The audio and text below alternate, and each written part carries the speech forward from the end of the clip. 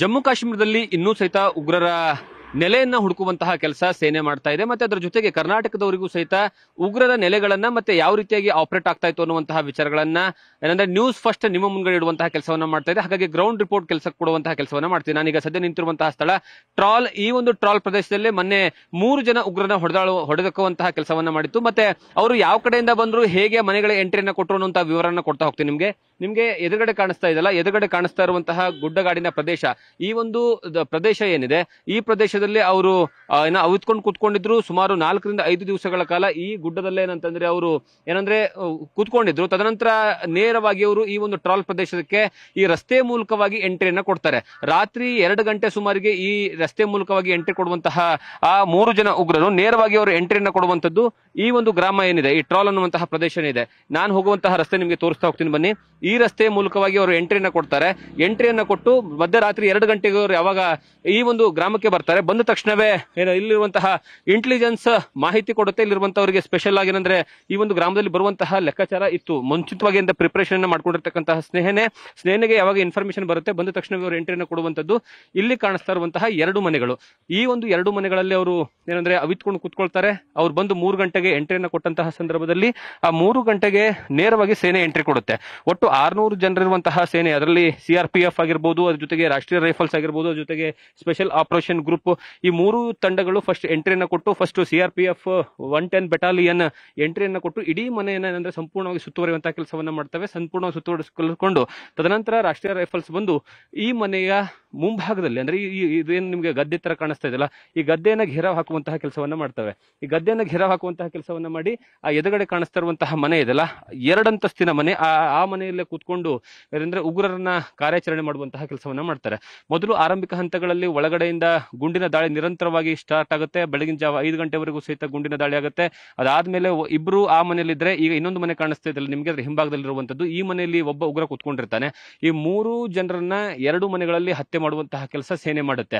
ಆರಂಭಿಕ ಹಂತಗಳಲ್ಲಿ ಅವ್ರು ಏನ್ ಮಾಡ್ತಾರೆ, ಉಗ್ರರು ಮೇಲ್ಭಾಗದಲ್ಲಿ ಕೂತ್ಕೊಂಡು ಅಂದ್ರೆ ಮೊದಲ ಮಹಡಿಯಲ್ಲಿ ಕೂತ್ಕೊಂಡು ದಾಳಿಯನ್ನ ಮಾಡುವಂತಹ ಕೆಲಸವನ್ನ ಮಾಡ್ತಾರೆ. ದಾಳಿಯನ್ನ ಮಾಡಿ ತದನಂತರ ಅವರು ಏನಂದ್ರೆ ಸೇನೆಯ ಜೊತೆಗೆ ನಿರಂತರವಾದಂತಹ ಗುಂಡಿನ ಚಕಮಕಿ ನಡೆಯುತ್ತೆ. ಬರೋಬ್ಬರಿ 11 ಗಂಟೆಗಳ ಕಾರ್ಯಾಚರಣೆ ಇದು. ಆ 11 ಗಂಟೆಗಳ ಕಾರ್ಯಾಚರಣೆಯ ಸಂದರ್ಭದಲ್ಲಿ ಯಾವ ರೀತಿಯಾದಂತಹ ಪರಿಸ್ಥಿತಿ ಇದೆ ಅನ್ನುವಂತಹ ಮಾಹಿತಿ ನಿಮಗೆ ಕೊಡುವಂತಹ ಕೆಲಸವನ್ನ ಮಾಡ್ತೀನಿ. ನಿಮಗೆ ಇಲ್ಲಿ ಒಳಗಡೆ ಹೋದಂತಹ ಸಂದರ್ಭದಲ್ಲಿ ನಿಮಗೆ ಎಂಟ್ರಿಯನ್ನ ಕೊಟ್ಟು ಇಲ್ಲಿ, ಯಾಕಂದ್ರೆ ಸೇನಾ ವಾಹನಗಳು ಬಂದಿರತಕ್ಕಂತಹ ರೂಟ್ಗಳು ನೋಡಿ, ಇಡೀ ಪ್ರದೇಶವನ್ನಂತಂದ್ರೆ ಸೇನಾ ವಾಹನಗಳು ಬಂದು, ಯಾಕಂದ್ರೆ ಬುಲೆಟ್ ಪ್ರೂಫ್ ವಾಹನ ತೆಗೆದುಕೊಂಡು ಬರ್ತಾರೆ. ಬುಲೆಟ್ ಪ್ರೂಫ್ ವಾಹನ ತೆಗೆದುಕೊಂಡು ಬಂದು ಅಲ್ಲಿ ಈ ಮುಂಭಾಗದಲ್ಲಿರುವಂತಹ ಕಂಪೌಂಡ್ ಅನ್ನ ಫಸ್ಟ್ ಹೊಡಿತಾರೆ.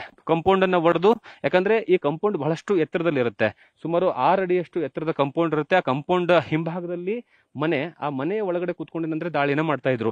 ಫಸ್ಟ್ ಕಂಪೌಂಡ್ ಅನ್ನ ಹೊಡಿತಾರೆ, ವಾಹನ ಪೂರ್ತಿ ಇಲ್ಲಿವರೆಗೆ ಎಂಟ್ರಿ ಕೊಡುತ್ತೆ. ತದನಂತರ ಈ ಮನೆಯ ಒಳಗಡೆಯಿಂದ ಗುಂಡಿನ ಚಕಮಕಿ ನಡೆಯುವಂತಹ ಸಂದರ್ಭದಲ್ಲಿ ಮೊದಲು ಅವ್ರನ್ನ ಕನ್ವಿನ್ಸ್ ಮಾಡುವಂತಹ ಕೆಲಸವನ್ನ ಮಾಡ್ತಾರೆ. ಕನ್ವಿನ್ಸ್ ಮಾಡಿ ಅದಾದ್ಮೇಲೆ ಯಾವುದೇ ಕಾರಣಕ್ಕೂ ಸಹ ಅವರು ಶರಣಾಗೋದಕ್ಕೆ ಒಪ್ಕೊಳ್ಳಿಲ್ಲ ಅನ್ನುವಂತಹ ಕಾರಣಕ್ಕಾಗಿ ತದನಂತರ ಏನಂದ್ರೆ ಅವ್ರನ್ನ ಅಂತಿಮವಾಗಿ ಗುಂಡಿ ದಾಳಿ ಮಾಡಬೇಕಂತಹ ಪರಿಸ್ಥಿತಿ ನಿರ್ಮಾಣವಾಗುತ್ತೆ. ಈಗ ಸದ್ಯ ಇಲ್ಲಿರುವಂತಹ ಮನೆಯ ಪರಿಸ್ಥಿತಿ ಏನಿದೆ ಅಂತ ತೋರಿಸುವಂತಹ ಕೆಲಸವನ್ನ ನ್ಯೂಸ್ ಫಸ್ಟ್ ಗ್ರೌಂಡ್ ರಿಪೋರ್ಟ್ ಮಾಡುವಂತಹ ಕೆಲಸವನ್ನ ಮಾಡ್ತಾ ಇದೆ. ಅಶೋಕ್ ಇದರಾಜು, ಯಾಕಂದ್ರೆ ನಿಮ್ಗೆ ಇಲ್ಲಿರುವಂತಹ ಮಾಹಿತಿ ಪೂರ್ತಿಯಾಗಿ ಗೊತ್ತಾಗಬೇಕು. ಇಲ್ಲಿರುವಂತಹ ಸ್ಥಳೀಯರು ಸಹಿತ ಅವರಿಗೆ ಸಂಪೂರ್ಣವಾದಂತಹ ಬೆಂಬಲವನ್ನ ಕೊಡ್ತಾ ಇದ್ರು. ಸ್ಥಳೀಯರು ಯಾವ ಮಟ್ಟಿಗೆ ಅಂದ್ರೆ, ನಾವು ಮೊನ್ನೆ ಬಂದು ಗ್ರೌಂಡ್ ರಿಪೋರ್ಟ್ ಮಾಡುವಂತಹ ಸಂದರ್ಭದಲ್ಲೂ ಸಹಿತ ಜನರು ನಮ್ಗೆ ಯಾವುದೇ ಕಾರಣಕ್ಕೂ ಒಳಗಡೆ ಹೋಗೋದಕ್ಕೆ ಅವಕಾಶವನ್ನ ಕೊಡ್ತಿರಲಿಲ್ಲ, ನೀವು ಹೊರಗಡೆ ಬನ್ನಿ ಅಂತ ಹೇಳ್ತಾ ಇದ್ರು. ಆದ್ರೆ ಈಗ ಈ ಮನೆಯ ಪರಿಸ್ಥಿತಿ ಏನಿದೆ, ಇಲ್ಲಿರುವಂತಹ ಜನರ ಮನಸ್ಥಿತಿ ಹೇಗಿದೆ ಅನ್ನುವಂತಹ ರಿಪೋರ್ಟ್ ಅನ್ನು ಕೊಡಬೇಕು ಅನ್ನುವಂತಹ ಕಾರಣಕ್ಕಾಗಿ ನಾವು ಬಂದಿದ್ವಿ. ಈ ಮನೆ ನೋಡಿ, ಪೂರ್ತಿಯಾಗಿ ಈ ಮನೆಯಲ್ಲಿ ಒಬ್ಬ ಉಗ್ರ ಇದ್ದ, ಅವನನ್ನ ಹೊಡೆಯುವ ಸಲುವಾಗಿ ಏನಂದ್ರೆ ಅವನನ್ನ ಕನ್ವಿನ್ಸ್ ಮಾಡಬೇಕು ಅನ್ನುವಂತಹ ಕಾರಣಕ್ಕಾಗಿ ಬಹಳಷ್ಟು ಟ್ರೈ ಅನ್ನ ಮಾಡ್ತಾರೆ. ಅವನ್ನ ಜೀವಂತವಾಗಿ ಸೆರೆ ಹಿಡಿಬೇಕು ಅನ್ನುವಂತಹ ಕಾರಣಕ್ಕಾಗಿ ಏನಂದ್ರೆ ತುಂಬಾ ಪ್ರಯತ್ನವನ್ನ ಪಡ್ತಾರೆ. ಇಲ್ಲಿ ನೋಡಿ, ಗುಂಡಿನ ಒಂದೊಂದು ದಾಳಿಯ ಎಫೆಕ್ಟ್ ಹೆಂಗಿದೆ ಅಂದ್ರೆ, ಇಡೀ ಮನೆ ಪೂರ್ತಿ ಗೋಡೆ ಆಗಿರ್ಬೋದು ಅಥವಾ ಪಿಲ್ಲರ್ಗಳಾಗಿರ್ಬೋದು ಎಲ್ಲವೂ ಸಹಿತ ಜಖಮ್ ಆಗ್ಬಿಟ್ಟಿದಾವೆ. ನೀವು ಯಾವುದೇ ಭಾಗದಲ್ಲಿ ತಗೊಂಡ್ರು ಸಹಿತ ಕನಿಷ್ಠ ಪಕ್ಷ 3 ಇವೆಲ್ಲ ಗುಂಡಿನ ದಾಳಿ ಬಿದ್ದಿರ್ತಕ್ಕಂತಹ ಪ್ರದೇಶಗಳಿವು. ಮತ್ತೆ ಇಡೀ ಗಾಜು ಪೂರ್ತಿಯಾಗಿ ಪುಡಿ ಪುಡಿಯಾಗಿ ಹೋಗಿದೆ. ಎಲ್ಲಾ ಕಡೆನೂ ಸಹಿತ ಈ ರೀತಿ ಅಂತಂದ್ರೆ, ಯಾಕಂದ್ರೆ ಫುಲ್ ಈ ಮನೆಯನ್ನ ಮತ್ತೆ ಪಕ್ಕದಲ್ಲಿರುವಂತಹ ಮನೆ, 2 ಮನೆಯನ್ನ ಪೂರ್ತಿಯಾಗಿ ಅಂದ್ರೆ ಸುತ್ತುವರೆದಿರ್ತಕ್ಕಂತಹ ಸೇನೆ ತದನಂತರ ಗುಂಡಿನ ಚಕಮಕಿ ನಡೆಸುತ್ತೆ. ನಿಮಗೆ ಒಬ್ಬ ಉಗ್ರನ ಹೈಟೆಕ್ ಮನೆ ಹೇಗಿದೆ ಅಂತ ತೋರಿಸ್ತೀನಿ ನಿಮಗೆ. ಇಲ್ಲಿ ಕೆಳಗಡೆ ಗ್ರೌಂಡ್ ಫ್ಲೋರ್ ಇದೆ, ಕೆಳಗಡೆ ಗ್ರೌಂಡ್ ಫ್ಲೋರ್ ಆದ್ಮೇಲೆ ಮೇಲ್ಗಡೆ ಫಸ್ಟ್ ಫ್ಲೋರ್ ಇದೆ. ಫಸ್ಟ್ ಫ್ಲೋರ್ ಆದ್ಮೇಲೆ ಅದ್ರ ಮೇಲ್ಗಡೆ ಇರುವಂತದ್ದು ಸೆಕೆಂಡ್ ಫ್ಲೋರ್. ಒಟ್ಟು 3 ಅಂತಸ್ತಿನ ಮನೆ, ಒಟ್ಟು ಗ್ರೌಂಡ್ ಫ್ಲೋರ್ ಹಿಡ್ಕೊಂಡು 3 ಅಂತಸ್ತಿದೆ. ಈ 3 ಅಂತಸ್ತಿನ ಮನೆಗೆ ಎಷ್ಟರ ಮಟ್ಟಿಗೆ ಇಲ್ಲಿರುವಂತಹ ಜನರು ಸಹಕಾರ ಕೊಡ್ತಿದ್ದಾರೆ, ಎಷ್ಟರ ಮಟ್ಟಿಗೆ, ಯಾಕಂದ್ರೆ ಅವತ್ತು ಬಂದಂತ ಸಂದರ್ಭದಲ್ಲಿ ಈ ಉಗ್ರರು ಸತ್ತಂತಹ ಸಂದರ್ಭದಲ್ಲಿ ಅಳ್ತಾ ಇದ್ರು, ಲಿಟರಲಿ ಅಳ್ತಾ ಇದ್ದಾರೆ ಇಲ್ಲಿರುವಂತಹ ಜನ.